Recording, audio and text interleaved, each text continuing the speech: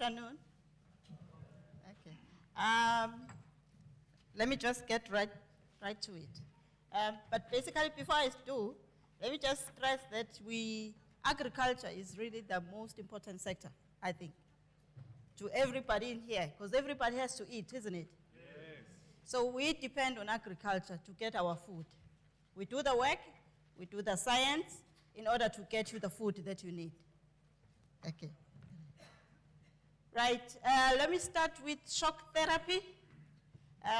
This is some of the statistics that have been developed by the African Development Bank as far as the status of food security is concerned in this continent.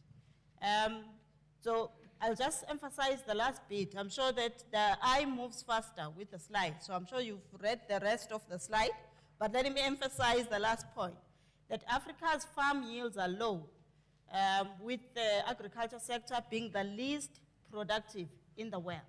That's a shocking part, is that we could actually do more in terms of boosting our productivity than currently the case. So the key arguments that I would present in this paper is that there is a clear demand for more food than currently produced. Then the next one is that the recent estimates suggest that this continent has the potential to produce more than we are actually doing. So what I want to then suggest is that we need to find ways, farming systems that are sustainable, that are inclusive, and that support the increased access to food for the poor in order to meet the world's future food needs. So this is not me, by the way, it's FAO, but what the last bullet is what then I want to link with what I've just said. The fact that research and development could develop these farming systems, the farming systems that are required to help the continent to feed itself. So this is two ways by which this could be done. The first one is that there could be education, meaning that producing the required caliber of scientists that could do the work that's required. But also training in terms of ensuring that we have the skills and the know-how to produce that food that is required. However, and sadly, there's a lack of young people with the right kind of skills entering into the industry. At university, young people would rather go for the hard science because, as I was saying, that the perception that is accorded to agriculture is that it's a dirty industry. Nobody really wants to go there. So that's the issue that we're having. So in terms of who is the Agricultural Research Council, we are, in terms of where our head office is, we directly across the How train station. So that's the building that's in the corner there. That's ARC, corner of Grosvenor and Park Street. So now you know who we are and what we do. Right. So our mandate is research and development and technology transfer. And we were established through the Agricultural Research Act and report as the principal agricultural research institution in the country.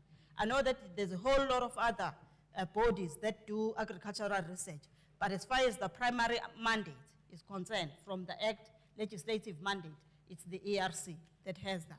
So to that effect, we belong to the Department of Agriculture, and obviously that implies that we are a parastatal with the government paying our operational costs. For the rest of the work that we do, we need to engage and partner with the industry to fund our research.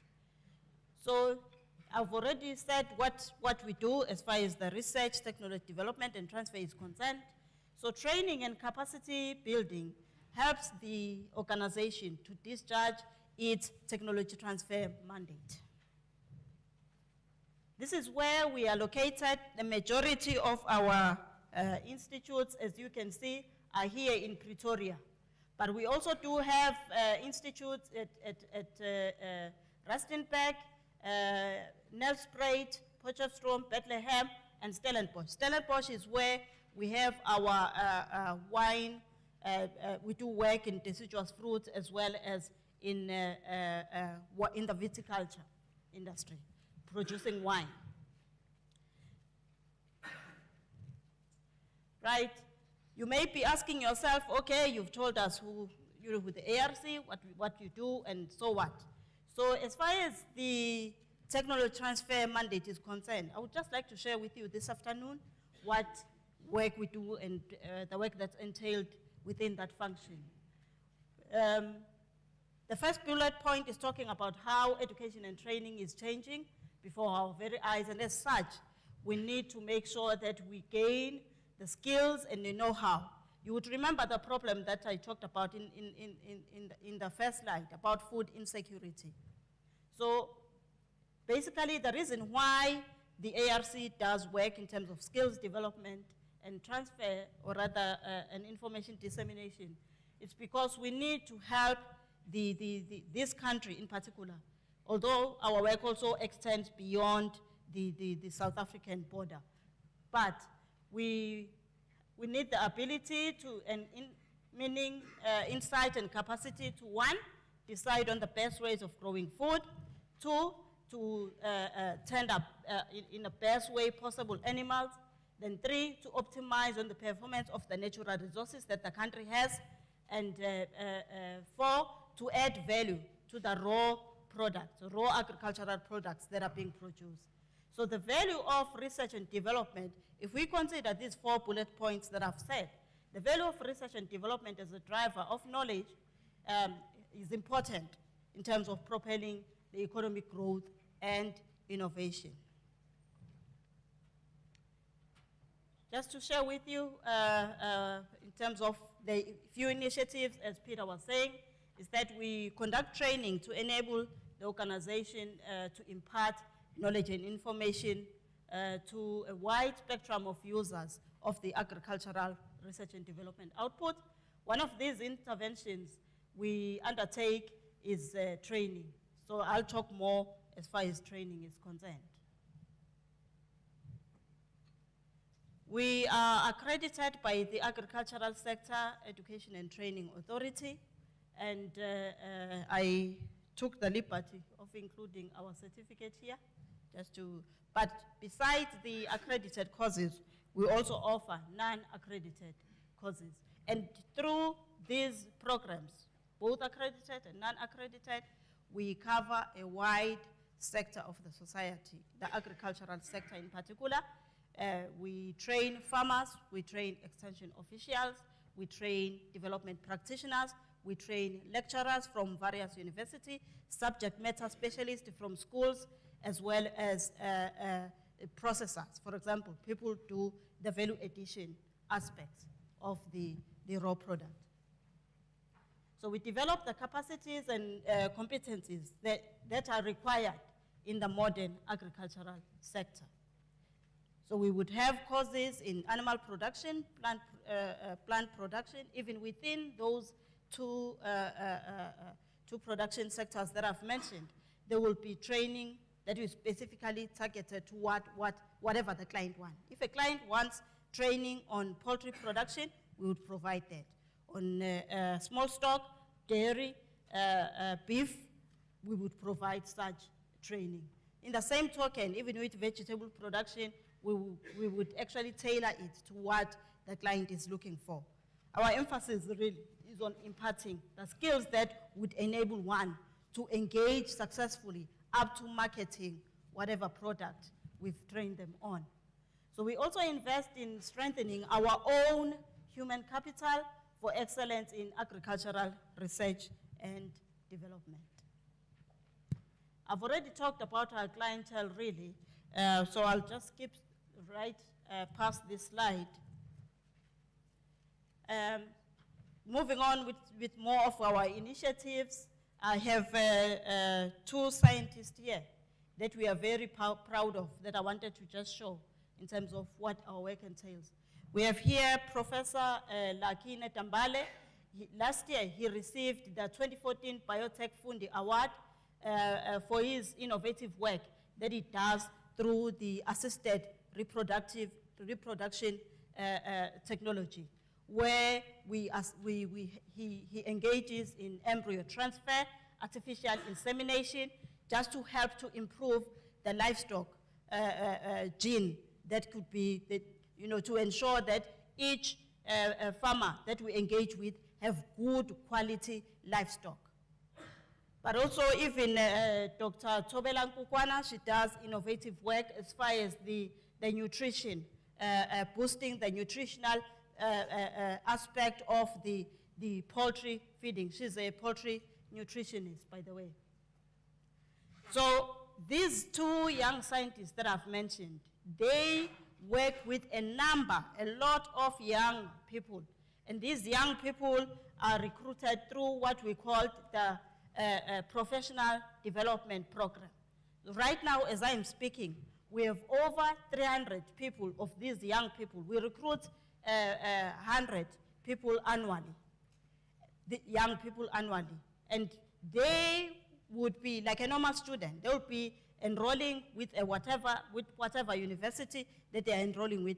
But over and above the training that they get from university, being attached to us means that they get first-hand exposure to the science that we develop. Two, they will be mentored in terms of the professional undertaking.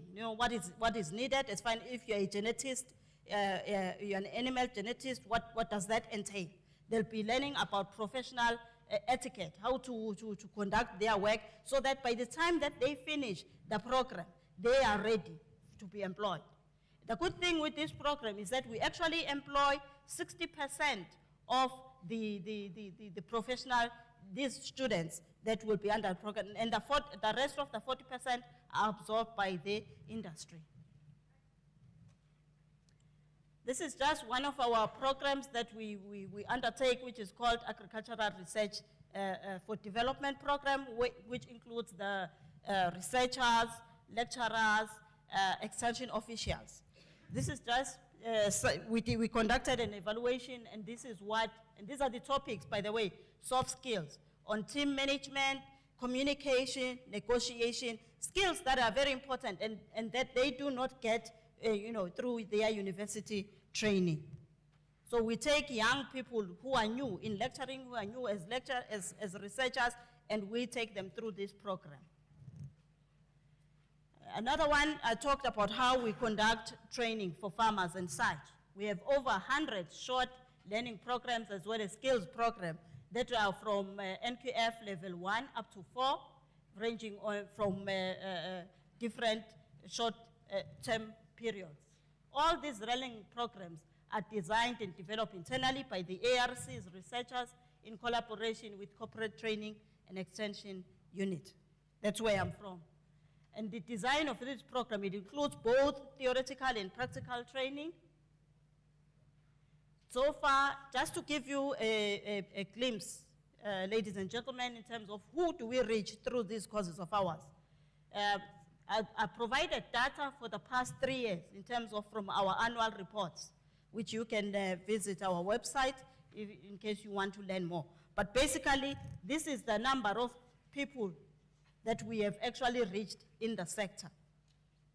Per year, we ensure that we train all these farmers. I'm talking about farmers and processors in this case.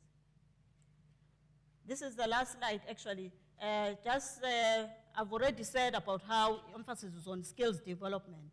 So you would see I developed a collage for you, ladies and gentlemen, just so you can have a glimpse of what training is entailed. So rather than having someone produce such maize, deformed and so forth, we actually have a project that helps farmers to develop seed maize that actually gets packaged and sold, in the industry. It's open pollinated varieties of maize that are bound, and one can actually generate, unlike the hybrids, can get to generate maize season for season, so that they don't have to worry about where they're going to get their next stock. Then this is our vet here, in which she had a course that was training farmers on good animal health management and control. This is our own researchers here who are being trained on how to facilitate the assessor course, the facilitator course, moderator course. We do training on that. I think this is the last slide. Just, if I can just say that our major issue really is that because our mandate is research, there's hardly money that is diverted towards training. So the researchers who manage to do training, they really struggle to get the financial resources that they need to conduct the training. This is specifically the issue when one talks about accredited training. So the last one is that, so what I wanted to challenge, if there are people from government, is that there should be better utilization of parastatals, such as ourselves, to conduct training for business, particularly because government gives us the resources to be who we are. So they need to then utilize us more to undertake functions such as training. Wonderful, thank you. Thank you. So